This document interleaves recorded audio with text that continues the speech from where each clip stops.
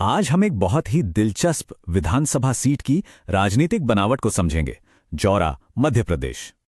अक्सर हम सोचते हैं कि चुनाव लहरों पर जीते जाते हैं, पर हकीकत कुछ और है। कुछ चुनाव लहरों से नहीं बल्कि जमीन पर लड़ी जाने वाली लड़ाई होते हैं, जहां हर गांव, हर गली एक मोर्चा बन जाता है। ये वो लड़ाइयां हैं जहां हर एक वोट की कीमत होती है। तो आगे बढ़ने से पहले यह समझना जरूरी है कि स्विंग सीट आखिर होती क्या है। सोचिए, ये एक ऐसा चुनावी मैदान है जहां वोटर किसी एक पार्टी का नहीं होता। वो हर बार काम के आधार पर, अपनी जरूरतों के आधार पर अपना मन बदलता है। और जौरा की कहानी बिल्कुल यही है। तो चलिए अब सीधे जौरा के राजनीतिक रण क्षेत्र में उतरते हैं। ये मध्य प्रदेश की वो सीट है जो स्विंग सीट की परिभाषा को आप कह सकते हैं जीती है। यहाँ की सियासत किसी ठहरे हुए तालाब जैसी नहीं, बल्कि एक ऐसी नदी है जो हर चुनाव में अपनी धारा बदल देती है। और इस बात का सबसे बड़ा सबूत ये आंकड़ा है। सोचिए जरा, पिछले 7 चुनावों में जौरा की सत्ता 3 अलग अलग पार्टियों के बीच 5 बार बदली है। ये कोई मामूली बात नहीं है। ये दिखाता है कि यहाँ की राजनीति राष्ट्रीय हवा पर नहीं, बल्कि जमीनी मुद्दों, लोगों की उम्मीदों और उनकी नाराजगी पर चलती है। क्योंकि देखिए, राजनीति सिर्फ नंबरों और पार्टियों का खेल नहीं होती। इसकी जड़ें जुड़ी होती हैं लोगों की जिंदगी से, उनकी परेशानियों से, उनकी उम्मीदों से। तो अब ये समझते हैं कि जौरा के लोगों के वो कौन से मुद्दे हैं जो उनके वोट देने के फैसले पर असर डालते हैं। ये टेबल ये जौरा की रोजमर्रा की मुश्किलों का एक आईना है। सबसे पहले कृषि संकट, मतलब लागत बढ़ रही है लेकिन फसल का दाम नहीं मिल रहा, किसान परेशान है। फिर है बिजली और पानी की समस्या, जो सिर्फ खेती को ही नहीं बल्कि हर घर को प्रभावित करती है। तीसरा, बेरोजगारी, खासकर युवाओं के लिए खेती या फौज के अलावा कोई और रास्ते हैं ही नहीं। और आखिर में जातिगत समीकरण और सामाजिक तनाव, जो यहाँ के समाज की एक अहम सच्चाई है।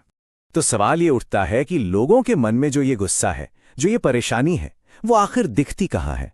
लोकतंत्र में अपनी आवाज उठाने का सबसे बड़ा मंच कौन सा है? जवाब है पोलिंग बूथ।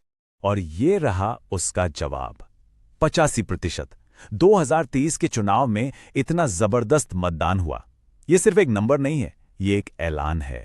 तो इस 85% का मतलब क्या है? इसका सीधा मतलब है कि लोग खामोश नहीं थे।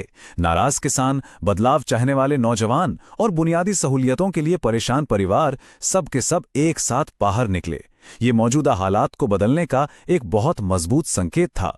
और यहीं पर हमारे संवैधानिक मूल्य सामने आते हैं, जो हर नागरिक को सम्मान के साथ अपनी बात रखने का अधिकार देते हैं। चलिए अब भावनाओं से आगे बढ़कर आंकड़ों पर नजर डालते हैं। ये समझने की कोशिश करते हैं कि ये जो जन आक्रोश है, ये वोटों में कैसे तब्दील होता है। जौरा का चुनावी गणित क्या कहता है? ये टाइमलाइन जौरा के सियासी मिजाज की पूरी कहानी बयां करती है। देखिए कैसे सत्ता का पेंडुलम लगातार घूमता रहा है। 90s में बसपा का दबदबा था, फिर कांग्रेस आई, फिर वापस बसपा, और 2013 में पहली बार भाजपा ने यहां जीत हासिल की। और उसके बाद 2018 और 2023 में कांग्रेस में फिर से वापसी की। इससे साफ है कि कोई भी दल यहां अपनी जड़ें मजबूती से नहीं जमा पाया है। और ये चार्ट दिखाता है कि हाल में ये बदलाव कैसे हुआ। 2018 और 2023 के आंकड़ों को देखिए।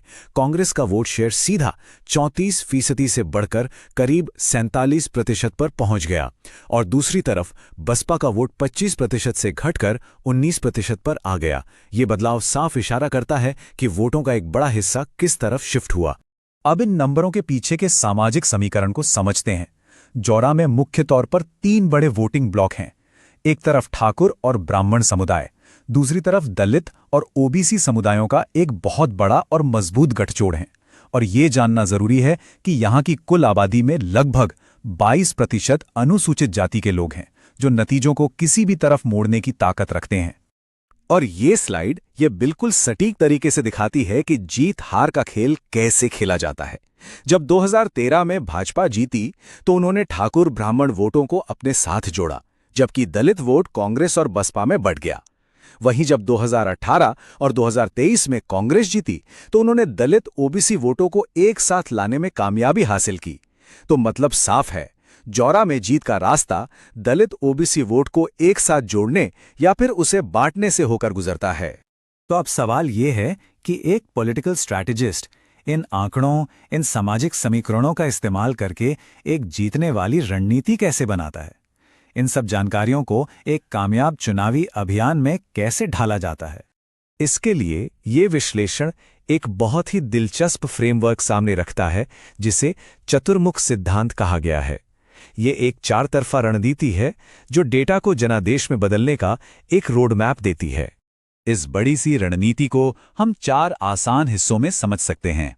पहला, एक साफ चुनावी संदेश जो सही वोटर तक पहुंचे। दूसरा, एक मजबूत संगठन जो हर बूथ पर मौजूद हो। तीसरा, एक असरदार कहानी यानी नैरेटिव जो लोगों को भावनात्मक रूप से जोड़ सके। और चौथा, इन सबको जमीन पर उतारने के लिए जरूरी संसाधन यानी पैसा, मीडिया और लोग। और ये देखते हैं कि इस कहानी यानी नैरेटिव को हकीकत में कैसे उतारा गया। संदेश बिल्कुल सीधा था, हर किसान, हर व्यक्ति का विकास। इस बात को साबित करने के लिए बिजली कटौती, पानी की कमी जैसे असल मुद्दों को सामने रखा गया। विपक्ष के दावों को काटने के लिए जमीनी सच्चाई दिखाई गई। और इस पूरे संदेश को लोगों तक पहुंचाने के लिए व्हाट्सएप और वीडियो रील्स जैसे नए जमाने के तरीकों का भरपूर इस्तेमाल किया गया। ये समझना भी जरूरी है कि डेटा का जिम्मेदारी से इस्तेमाल हो, खासकर भारत के नए डेटा प्रोटेक्शन कानूनों के तहत जहां नागरिक की सहमति सर्वोपरि है। और ये सब हमें एक बहुत ही गहरी बात पर लाकर खड़ा करता है। चुनाव शासन के लिए डेटा इंजीनियरिंग है। इसका मतलब ये है कि चुनाव सिर्फ वोट मांगने की प्रक्रिया नहीं है, ये डेटा का इस्तेमाल करके लोगों की समस्याओं को समझने और एक बेहतर गवर्नेंस सिस्टम बनाने का विज्ञान है। तो ये पूरा विश्लेषण हमें एक बहुत बड़े सवाल के साथ छोड़ जाता है। आज जब राजनीति इतनी सटीक और डेटा पर आधारित हो गई है, तो नेता ये कैसे सुनिश्चित करें कि डेटा सिर्फ चुनाव जीतने का एक हथियार न बनकर रह जाए, बल्कि सच में उन लोगों की सेवा करे जिनका वो प्रतिनिधित्व करते हैं। यदि आप एक जन केंद्रित नेता बनना चाहते हैं और अपने निर्वाचन क्षेत्र का उत्थान करना चाहते हैं, तो blueprintstrategies.ai से megaray@blueprintstrategies.ai पर संपर्क करें या 08042041602 पर कॉल करें। Purpose beyond politics.